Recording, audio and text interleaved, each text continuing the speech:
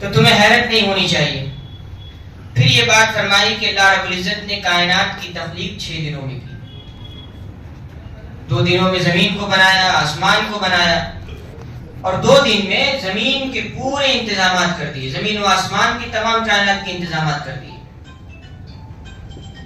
گویا یہ اس بات کی دلیل ہے کہ یہ کائنات کسی کھلنڈے کا کھیل نہیں ہے، بلکہ اللہ رب العزت نے بڑی باریکی کے ساتھ اس کا انتظام کیا ہے۔ پھر اس کے بعد ایک سائنسی چیز کا تذکرہ کیا۔ دیکھیے قرآن مجید یہ بات صاف ہے، واضح ہے کہ ہر دور میں ہدایت رہا ہے، ہر دور میں رہنمائی کر رہا ہے۔ سائنس میں ایک چیز بولی جاتی ہے نیبولا۔ نیبولا کہتے ہیں اس دھوئیں کو، اس مادے کو جو ابتدائی صورت میں، جس میں کائنات کے وجود میں آنے سے پہلے وہ ایک بے شکل بکھرے ہوئے غبار کی طرح فضا میں پھیلا ہوا تھا، اسی کو سائنسی زبان میں نیبولا کہتے ہیں۔ کائنات کی تخلیق کے بعد اللہ رب العزت نے آسمان کی طرف رخ کیا، اور اس سورہ میں ہے کہ جب آسمان کی طرف رخ کیا تو اس سے پہلے ہر طرف دھواں ہی دھواں تھا آسمان۔ دیکھیے قرآن مجید نے کس طرح رہنمائی کی۔ سائنس آج تحقیق کے بعد بتا رہی ہے یہ چیز، اور قرآن نے 1400 سال پہلے ہی بتا دیا۔ پھر اس کے بعد کفار کی شرارت کا تذکرہ ہے۔ کفار کیا کرتے تھے؟ کہتے تھے لا تسمعوا لهذا القرآن، اس قرآن کو مت سنو، والغوا فیہ، اور شور مچاتے تھے۔ جب قرآن کی تلاوت ہوتی تھی تو شور مچاتے تھے تاکہ لوگ قرآن مجید کی تلاوت کو نہ سن سکیں۔ تو اللہ رب العزت نے یہ بات ان کے لیے فرما دی کہ اللہ رب العزت کے دشمن ہیں۔ لہم فی ذالک جزاء اعداء اللہ النار، ان کا ٹھکانہ جہنم ہے، جہنم۔ لہم فیہا دار الخلد، یہ اسی میں ہمیشہ ہمیش رہیں گے۔ جزاء بما کانوا بآیاتنا یجحدون، یہ بدلہ ہے۔ یہ بدلہ کس چیز کا ہے؟ یہ بدلہ ان کو اس وجہ سے دیا جا رہا ہے، کیونکہ اللہ رب العزت کی آیات کا جان بوجھ کر انکار کرتے تھے۔ پھر انسان کے خلاف ایک چیز گواہی دے گی، اس کے جسم کا ایک اعضا گواہی دے گا کل قیامت کے دن۔ اس کا ہاتھ بھی گواہی دے گا، اس کا پاؤں بھی گواہی دے گا، اس کے کان بھی گواہی دیں گے۔ اور انسان اس وقت جب اپنے خلاف گواہی سنے گا تو کہے گا کہ تم میرے خلاف کیوں گواہی دے رہے ہو؟ تم تو میری اپنی چیز تھی، تم کیسے بولنے لگے؟ تو یہ جواب دیں گے اعضاء و جوارح کہ اسی اللہ نے ہم کو قوت گویائی، بولنے کی صلاحیت عطا کی ہے، جس نے تم کو بولنے کی صلاحیت عطا کی تھی۔ پھر اس کے بعد ایمان پر ثابت قدمی کے انعام کا تذکرہ ہے کہ جو لوگ اپنے ایمان پر ثابت قدم رہتے ہیں ان کے لیے فرشتے اترتے ہیں۔ فرشتے جب اترتے ہیں تو یہ کہتے ہیں اللہ تحزنوا، غم نہ کرو، غم کرنے کی بات نہیں، گھبرانے کی بات نہیں ہے۔ وَأَبْشِرُوا بِالْجَنَّةِ الَّتِي كُنْتُمْ تُوعَدُونَ، تمہارے لیے تو جنت کا وعدہ ہے۔ تو جنہوں نے بھی ثابت قدمی دکھائی ہے ان کے لیے جنت کی بشارت ہے۔ اور پھر فرمایا کہ بہترین بات اس شخص کی ہے وَمَنْ أَحْسَنُ قَوْلًا مِّمَّنْ دَعَا إِلَى اللَّهِ وَعَمِلَ صَالِحًا وَقَالَ إِنَّنِي مُسْلِمٌ۔ بہترین طریقہ، بہترین بات اس شخص کی ہے جو لوگوں کو اللہ رب العزت کی طرف بلاتا ہے اور نیک عمل کرتا ہے۔ اللہ رب العزت کی طرف بلاتا بھی اور خود اللہ رب العزت کے احکام کے مطابق اس دنیا میں عمل کرتا ہے، اور یہ بات اس بات کا اقرار کرتا ہے وقال اننی من المسلمین، وہ کہتا ہے کہ میں تو مسلمان ہوں، میں نے اپنا پورا وجود اللہ رب العزت کے حوالے کر دیا ہے۔ اس کے بعد یہ بات فرمائی کہ ولا تستوی الحسنۃ ولا السیئۃ، نیکی اور برائی کبھی برابر نہیں ہو سکتی، زمین آسمان کا فرق ہے۔ ادفع باللتی ہی احسن، تو اگر برائی ہو تو اس کو دور کرو اچھے طریقے سے۔ کسی نے کسی کو تماشا لگا دیا تو اب بدلہ لینے کا تو حق ہے اس کو، لیکن اچھائی کے ساتھ اس کو کیسے دفاع کرے؟ مسکرا کر رہ جائے، اس کو معاف کر دے۔ کسی نے کسی پر ظلم کیا اور جب موقع اس کو مل گیا تو یہ معاف کر دے اس کو، جس طرح نبی کریم صلی اللہ علیہ وسلم نے معاف کیا تھا۔ پھر اس کے بعد فرمایا کہ غیب کا علم صرف اور صرف اللہ کو ہے، غیب کی باتیں کسی کے بس کی بات نہیں جاننا۔ قیامت کب آئے گی اس کا علم بھی اللہ کو ہے۔ شگوفے نکلتے ہیں پھلوں سے، پھول نکلتے ہیں، ان میں وہ پھل کی صورت لیں گے، وہ پھل بنیں گے یا نہیں بنیں گے اس کا بھی علم اللہ کو ہے۔ وہ پھول بننے سے پہلے جھڑ جائیں گے یا پھول وہ پھل بن کے تیار تیار ہوں گے، یہ سب ساری باتیں اللہ جانتا ہے۔ پھر یہ بھی فرمایا کہ ماں کے پیٹ میں کیا ہے یہ بھی اللہ جانتا ہے، بچہ کب اور کیسے پیدا ہوگا اس کا بھی علم اللہ کے پاس ہے۔ پھر اس کے بعد سورۃ الشورى کا بیان ہے، اس میں سب سے پہلا نقطہ یہ بیان کیا گیا کہ دیکھو شرک بڑا ہی گھناؤنا جرم ہے۔ کوئی اللہ رب العزت کے ساتھ مخلوقات کو اللہ رب العزت سے اس کا تعلق جوڑے، یہ ایسی بات ہے کہ آسمان پھٹ پڑے، انتہائی گھناؤنا جرم ہے۔ اور اس پر فرشتے بھی افسوس کرتے ہیں، اس پر فرشتے بھی حیرت کرتے ہیں کہ بتائیے کیسی مخلوق ہے جو اللہ رب العزت کے ساتھ شرک کرتی ہے۔ پھر اس کے بعد فرمایا کہ خزانوں کا مالک اللہ تعالیٰ ہے۔ یہ کفار و مشرکین کہتے ہیں کہ ہمارے پاس خزانے ہیں تو ہم کامیاب ہیں، تم غریب ہو، اگر اللہ رب العزت کا انعام تمہارے اوپر ہوتا تو تم اس طرح نہ رہتے۔ تو فرمایا کہ خزانوں کی کنجی، خزانوں کی چابیاں اللہ رب العزت کے ہاتھ، لَهُ مَقَالِيدُ السَّمَاوَاتِ وَالْأَرْضِ يَبْسُطُ الرِّزْقَ لِمَن يَشَاءُ وَيَقْدِرُ، وہ جسے چاہتا ہے خوب عطا کرتا ہے اور جسے چاہتا ہے بقدر ضرورت دیتا ہے، اسی کے ہاتھ میں ہے۔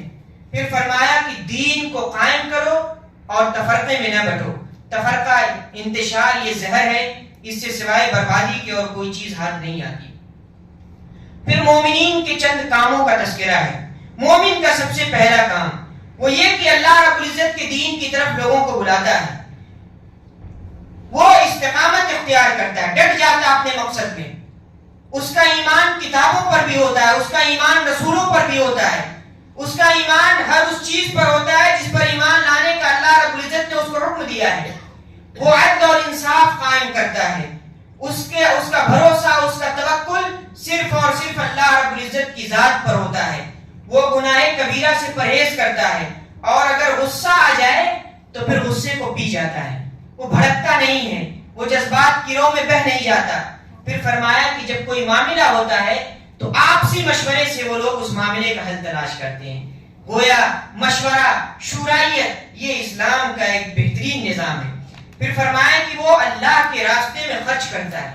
دیکھیے مومنین کا جہاں بھی تذکرہ آپ پائیں گے، وہ اللہ رب العزت کے راستے میں خرچ کرنے والے یہ صفت ضرور پائیں گے۔ منافقین کا، مشرکین کا جہاں تذکرہ پائیں گے، ان کی ایک صفت یہ پائیں گے کہ وہ بخیلی کرتے ہیں، وہ اللہ رب العزت کے راستے میں خرچ نہیں کرتے۔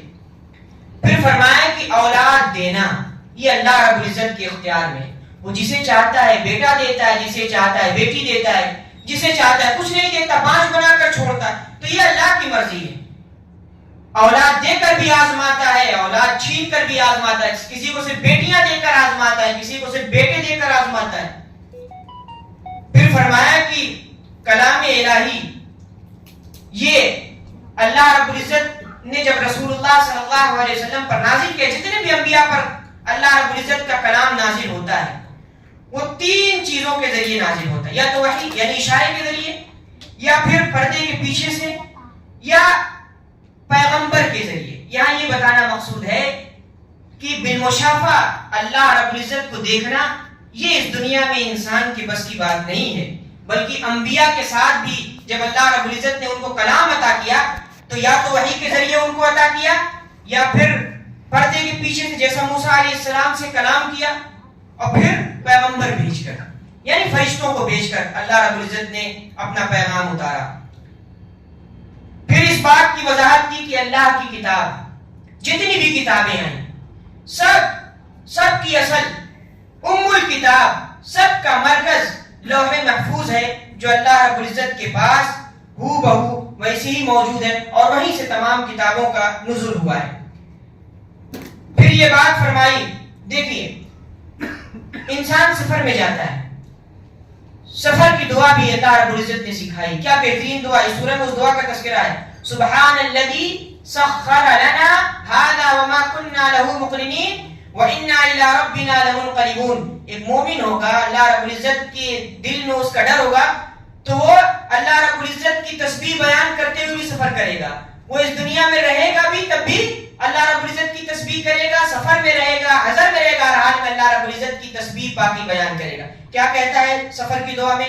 پاک ہے اللہ کی ذات جس نے میرے لیے اس سواری کو مسخر کیا، ورنہ ہم اس پر قابو نہیں پا سکتے تھے۔ اب دیکھیے ایک بڑی اہم صفت کا تذکرہ ان کی کہ وہ کہتے ہیں کہ ہمیں اللہ رب العزت کی طرف پلٹ کر جانا ہے، ہو سکتا ہے سفر میں موت آ جائے تو ہمیں پلٹنا تو اسی کی طرف ہے۔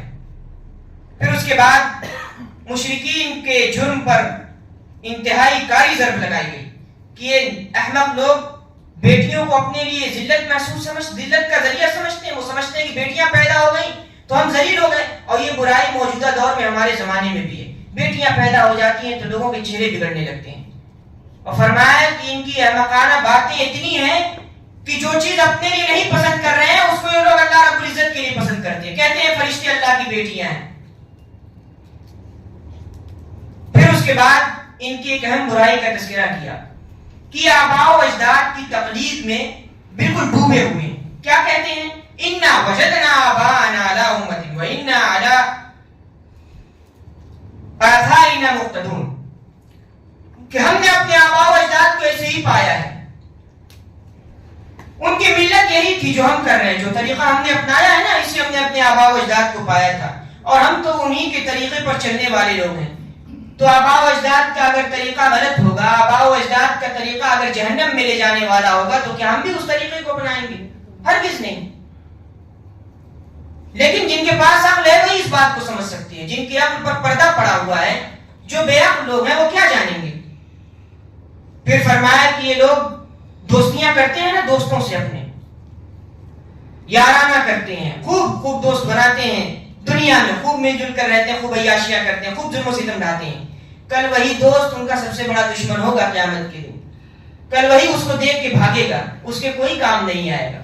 دنیا میں تو کام آ جاتا ہے، لیکن کل آخرت کے دن اس کا وہ دوست کوئی کام نہیں آئے گا، الا المتقین۔ متقی جو ہوگا وہی صرف کام آئے گا، جو اللہ رب العزت سے ڈرنے والے لوگ ہوں گے، جن کی دوستیاں اللہ رب العزت کی خاطر ہوں گی، تو پھر انہی کی دوستیاں کام آئیں گی، ورنہ پھر اور دوستیاں اور یاریاں کام نہیں آئیں گی۔ پھر سورۃ الدخان میں سب سے پہلے دیکھیے قرآن مجید کا تذکرہ کر دیا، اور جہاں یہ تمام صورتیں ادھر حروف مقطعات سے شروع ہوتی ہیں، الگ الگ حروف جن کو کہا جاتا ہے حام میم، اور ان کے فوراً بعد قرآن مجید کا تذکرہ ہوتا ہے۔ دیکھیے سورہ میں بھی کہا کہ اس قرآن کو ہم نے شب قدر میں اتارا ہے، اس قرآن کا نزول شب قدر میں ہوا۔ شب قدر کیا ہے؟ تمام مضبوط معاملات کا فیصلہ اس رات میں ہوتا ہے، تقدیروں کا فیصلہ ہوتا ہے۔ پھر اس کے بعد فرمایا کہ اللہ رب العزت کی حکمت کا، اس کی رحمت کا جہاں یہ تقاضا ہے کہ وہ انسانوں کی پرورش کرے، وہیں اس کی رحمت کا، اس کی حکمت کا یہ بھی تقاضا ہے کہ وہ ان کی ہدایت کا سامان کرے، پرورش کر رہا ہے، پرداخت کر رہا ہے، رزق فراہم کر رہا ہے۔ لیکن اللہ رب العزت کی رحمت ہے، اس کی حکمت ہے، تو اس کا یہ بھی تقاضا ہے کہ وہ ان کو وہ راستہ بتائے جو ان کو کامیاب زندگی گزارنے کی کا ذریعہ بنے، ان کو وہ راستہ بتائے جو ان کے لیے کامیابی کی ضمانت دے۔ اس کے بعد سورہ جاثیہ آخر میں فرمایا کہ تباہی و بربادی کے لوگوں کے لیے، ان لوگوں کے لیے جو کبر کرتے ہیں۔ کبر کیا ہے؟ گھمنڈ کیا ہے؟ اترانا کیا ہے؟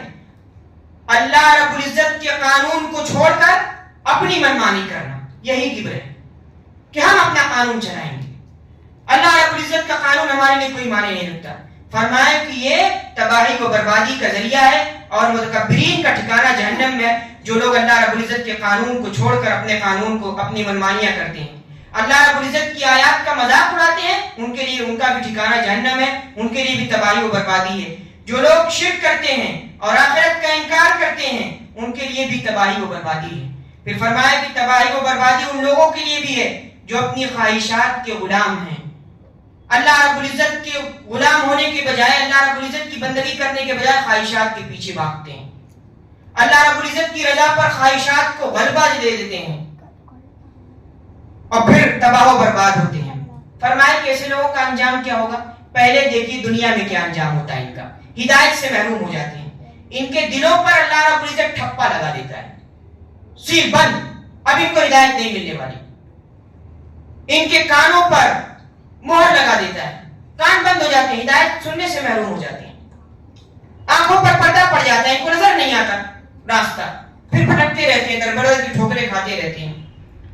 پھر فرمایا کہ ہر شخص قیامت کے دن اپنے گھٹنوں کے بل کھڑا ہوگا، اور کہا جائے گا اس سے کہ یہ اپنا اعمال نامہ لو جو اللہ رب العزت نے تیار کیا ہے، جو تمہارے اوپر ٹھیک ٹھیک گواہی دے گا. کل نامہ اعمال جب پیش کیا جائے گا تو انسان کو سب معلوم ہو جائے گا. چھوٹی سے چھوٹی برائی بھی اس کے سامنے چھپی نہیں رہے گی, سب واضح طور پر آئے گا. پھر اللہ رب العزت کہے گا جو کچھ تم کرتے ہو یہ دیکھو سب یہاں درج ہے. اور پھر ان لوگوں کے لیے کامیابی کامیابی ہے جنہوں نے دنیا میں نیک اعمال کی, آخرت کی تیاری کی, دنیا کو آخرت کی کھیتی سمجھ کر اس میں بیج بوئے اور پھر وہاں جا کے فصل کاٹیں گے اپنی. اور جنہوں نے کاٹے بوئے ہوں گے تو وہاں کل کاٹے ہی ان کی نصیب میں ہوں گے, کہاں سے ان کی نصیب میں پھل آئیں گے. اللہ رب العزت سے دعا ہے کہ اللہ رب العزت کہنے سننے زیادہ عمل کی توفیق عطا فرمائے. آمین. واخر دعوانا الحمدللہ.